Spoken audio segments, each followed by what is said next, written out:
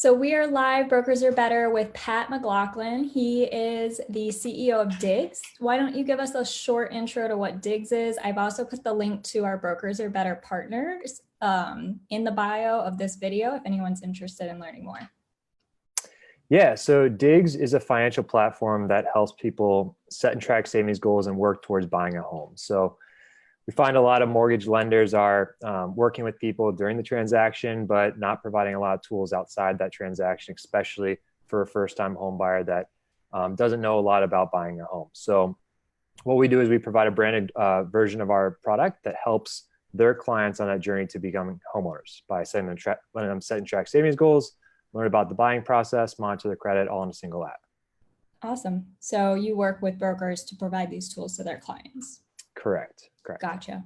So let's jump in. We're bringing you here as a thought leader and an expert on a lot of things. And one of those is using education to build trust. And right now, no one knows what's going on. There's so much misinformation, things that, we're saying one thing one day and it changes the next. So, when you are starting that relationship, especially with people right now in an environment where savings might be thrown off track because of the environment we're in, what does that look like? What is using education as a tool to establish brokers as thought leaders and experts in the field?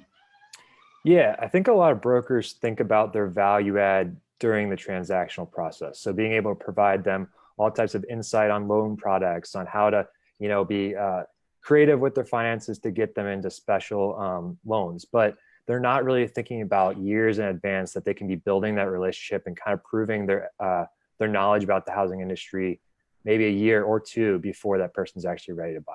So we find that actually being able to do that and letting the lender offer those services in a more advisory role versus a transactional role really repositions them as someone that's on their team. And that's usually done through education. So inside of our app, for instance, we have educational milestones that as the consumer is saving, they actually are reaching these new milestones that teach them about the buying process slowly. And then by the time that they're ready to buy a home, they actually know about home appraisals, title insurance, transfer stamps, things that a lot of first-time home buyers are not aware of. Wow, that is awesome. I didn't know about that. And I bought a home 2 years ago for the first time and it wasn't easy. I didn't know anything, went in totally blind. The one go-to, if they're using Diggs to provide that financial side and savings side, that's a whole time saver that the broker doesn't need to use to, they're not spending their time doing it. Yeah, so I think that's a big thing. The average person takes about 7 years to save for a home. And the average lifetime of a mortgage after the transaction only lasts about 5 years before they're refinancing. So there's these big opportunities right before and right after the transaction that a lender should be staying with their customer. And this is kind of what I'm talking about by providing value outside that transaction. The home is the biggest purchase of their life. So sticking with the financial aspect, being able to help them actually from a financial perspective, know how much to be budgeting for, know how much to be saving for. And then, like I said, repositioning that interaction that you have with the customer to be more of an advisory role and build their trust. And I think this is really the first step in what a lot of brokers look at as the customer for life. So I think that they often think about ways to engage with their customers outside the transaction in ways that keep their brand present. But I think that really repositioning it more as the transaction is one piece of what they offer, and there's other financial value that they offer outside of it. So talk to me a little bit about, how we are, there might be people who thought they were ready to buy next month or, at the end of the summer. Things are going to change for a lot of people and loan products are changing as our brokers are experiencing right now. Government lending is low. First-time home buyers need those FHA loans that are getting harder to secure right now. What does, it look like from an aspect of nurturing people who are not ready to buy now and, keeping them calm? We have to make sure people aren't freaking out and making rash decisions in this crazy time. So does, as somebody who, your platform is this great tool, people can see that their numbers. Are you seeing more people log on during this time or? Yeah, we're actually seeing from an end user perspective, more people log in and actually start to really save more, or actually maybe turn down their savings, but really interact with the product more than they were before. But we're also seeing an uptick in actually our customers, the brokers and lenders, signing up for this product because they realize that they actually have to provide tools to the customers who maybe were going to buy in the next couple of months, but now might push it out another year.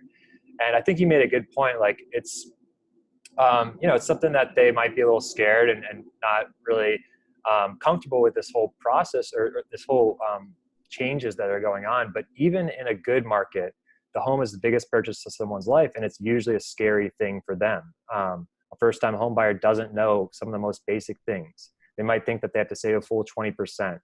And that alone could be a daunting task until you start to actually really build trust and kind of talk to them over that process and make them aware of first-time homebuyer loans. And that's on the broker to be doing that.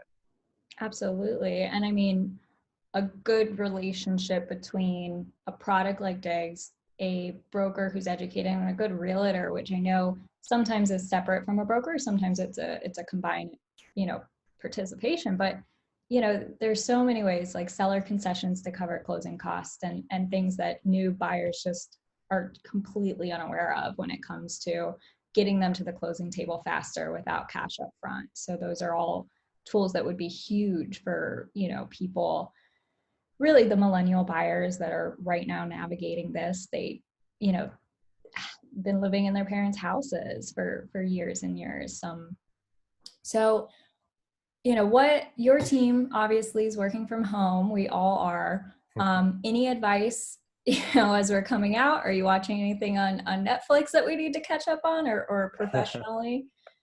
From a professional aspect, not anything on Netflix.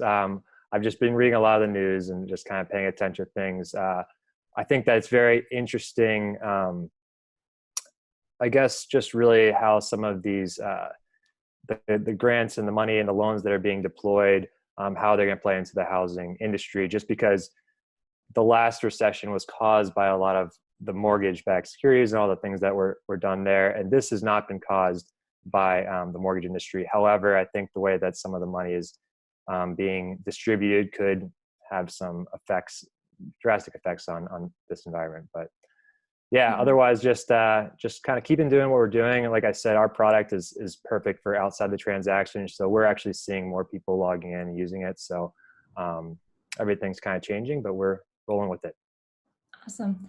Any last words on, how to optimize Digs right now? So is there a big learning curve? Do people have to spend time, getting set up? What does that process look like?